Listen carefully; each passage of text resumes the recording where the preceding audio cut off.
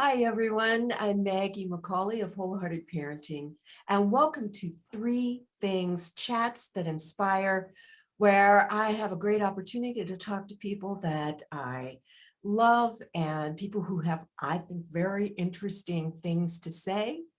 And no pressure there for the person I'm No, and talking in this to. case, I'm single and attractive. There you go. That says it all. So I'm talking today to Dan Sivils about boundaries, which clearly don't exist in this moment. Sure. So Dan, thank you for being here. You're welcome. Yeah, Dan is an amazing coach as well as an attorney. And so he brings a lot to the table. And so in Three Things, we present three things to you about the topic, which is boundaries today. So boundaries are necessary for all, whoops, sorry, my bad. Boundaries are necessary for all healthy relationships is number one. Yeah, I mean, this is kind of a general category, and I know most people have heard this kind of sentence before and have agreed with it, but, actually implementing it is really easy in the areas that it's easy, but it's the ones where setting boundaries aren't easy that you really need to pay attention to. I And so am. a boundary really is just a way to say, these are the things I'm responsible for myself for. I do not need to lean on you, nor do I need you to save me or help me. I am responsible for these parts of myself and what I need. And that's very different than, say, looking at your spouse and thinking, oh, you're responsible to make me happy and secure and give me a high sense of self. Actually, your boundaries help you know when it's your job. And that makes any relationship thrive better because we all need to have our own boundaries where we know this is how I take care of myself. This is how I thrive. I love the way you frame that this is my responsibility. Because so often we think about boundaries as like a line in the sand, and we're telling the other person, don't you cross this line. Yeah, And it's the, it's yeah, that's even hostile. And it's wanting the other person to change and leaning on them, as you said, to change rather than saying, hey, I'm taking responsibility for me in this moment. So, and that's the way you connect with other people, which is why I included this picture of a bridge, which you said looks like the eye of Sarah. yeah. Here, a little spooky, Well, but and not having boundaries would be like having no bridge and expecting the other person to always build it. And so, yeah, there are the boundaries where you draw a line, but we're more talking about just boundaries that help you flourish in a relationship as opposed to leaning on the relationship for your own needs. That's awesome. So there's number one. And number two, boundaries increase your confidence, sense of self, and how others see and experience you. Yeah, I just had a coaching session before this with a young person in their early 20s who was facing the struggle of, I don't know what's going to happen next. I can't move back home. I don't know where I'm going to move. I don't know where I'm going to work. And what we got to was the boundary she needed to set was she needed to take on responsibility to nurture herself. Because this is a time where if you don't take on that responsibility, you'll find a relationship to nurture you. And oftentimes that's what we call first marriages. And what you instead want to do is set a boundary of, okay, what part of my needs in this struggle, this, scary time I'm in, do I need to fulfill? Because on the other side is how you get a different sense of self and how you get confidence. If you have confidence going in to many situations, you're not doing it right. So boundaries are the part where you say, yes, I'm uncomfortable. Yes, I'm scared, but this is in my boundary of what I'm learning to do for myself. And don't wait till your 30s or 40s to do this. Do it as soon as you can.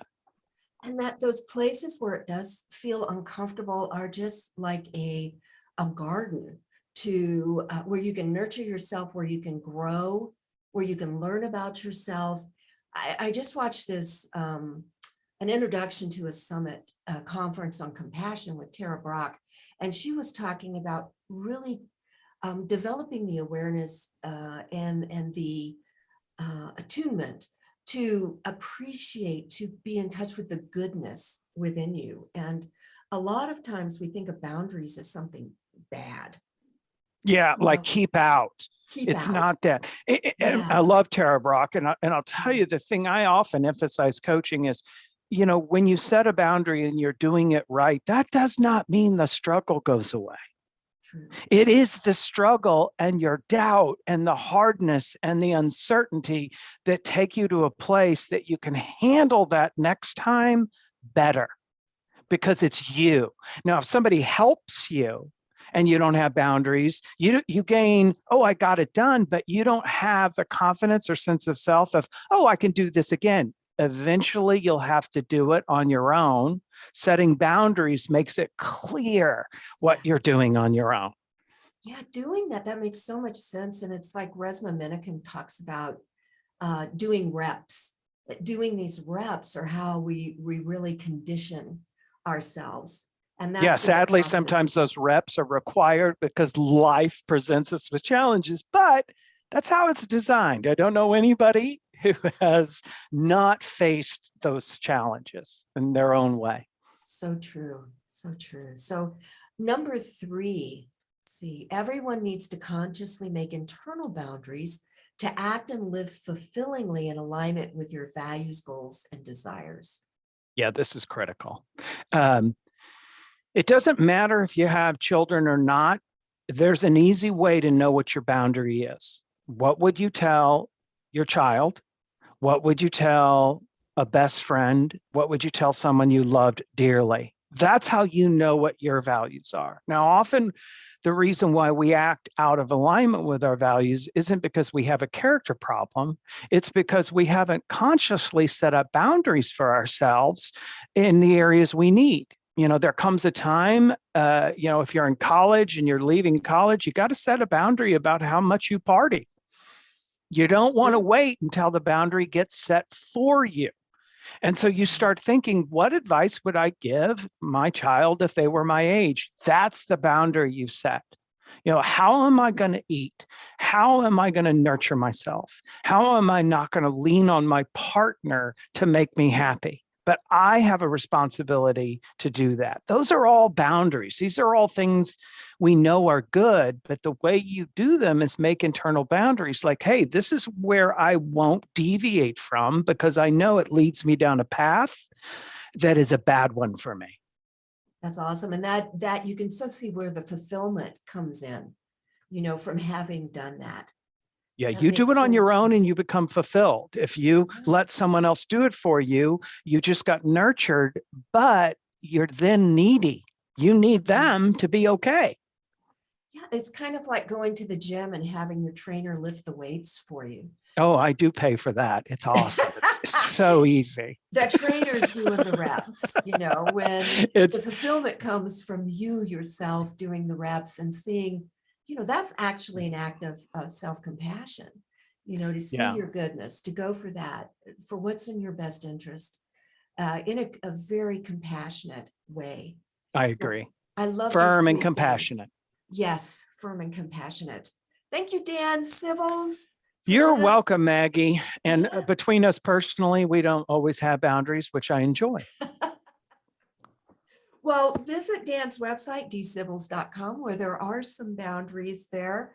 And I invite you to join us for our next live virtual workshop called Boundaries, Creating Connections. That's where you can get some of those reps in.